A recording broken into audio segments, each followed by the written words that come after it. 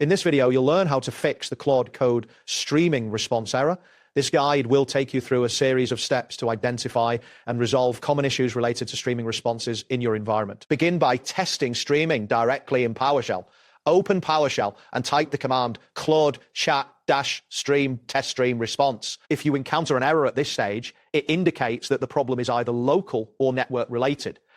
If the command works successfully, then the issue likely resides within your integration in Visual Studio Code or your script. Next, you may need to increase node memory or heap size for streaming. Large responses require additional memory to process without issues. To do this, enter the command $env nod_options max old space size $4,996 in PowerShell. If you prefer to make this change permanent, use the command sets node_options max old space size $4096.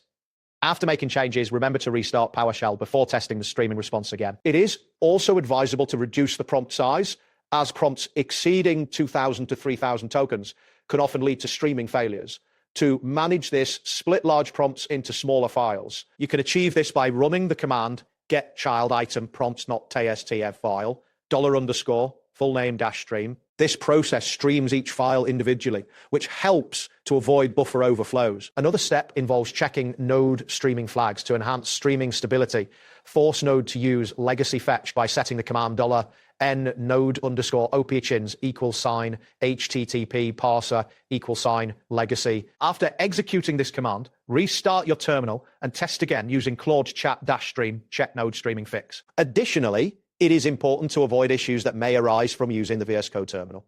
Some terminals truncate stout and disrupt streaming. To bypass this, run the command in a standalone PowerShell instance instead. You can do this by entering start process PowerShell -argument list Claude chat-stream test stream outside VS Code. Next, check your network stability, as streaming errors often occur if the connection drops during a response. To test your raw connection, use the command testnetconnectionapi.anthropic.com-port 443. If the result shows TTP test has succeeded equals false, there is likely a network or firewall issue that needs addressing. For very large prompts, consider forcing streaming in smaller chunks. Start by retrieving your files with the command $files get child item prompts. Then use a for each loop to read the contents in manageable segments with for each $file in $file full name -read count 50 for each $chunk in $chunks Claude chat-stream $chunk. This method helps to avoid hitting node buffer limits. Finally, if you still experience streaming failures, clear any existing sessions or context that may be too large.